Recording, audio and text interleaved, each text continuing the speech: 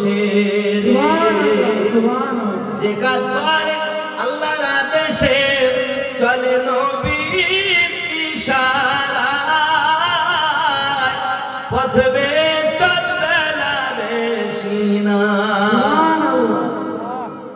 নবীর নায়েব দাবি করো, নবীকে দেখো না, তুমি কেমন নায়েব? চোর, তুমি চিটিংবাজ, ধোঁকাবাজ।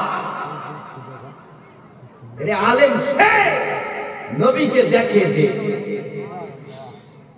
জিন্দেগিতে দেখিনি না আলেম।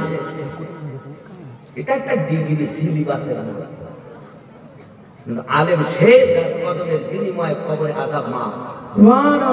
আরে আলেমকে দেখলে তো আল্লাহ মনে হবে, আলেমকে দেখলে তো নবীর কথা মনে হবে।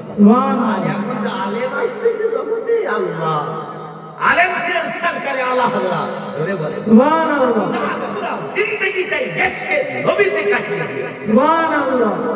যিনি মাত্র 30 দিনে কোরআনের হাফেজ হয়ে দেখিয়েছে সুবহানাল্লাহ। কয় দিনে? মাত্র 30 দিনে। সকালে পড়তেন, রাতের বেলায় রমজান মাস তারাবিতে শুনিয়ে দিতেন। একটা না হলে ভালো। ऐसा कोई मायका लाल है दुनिया में जो सुबह पढ़े शाम को सुना दे। वो एक ही शख्स है, वो तेरे मेरे आला हज़रत इमाम अहमद रज़ा खान है सुभान अल्लाह।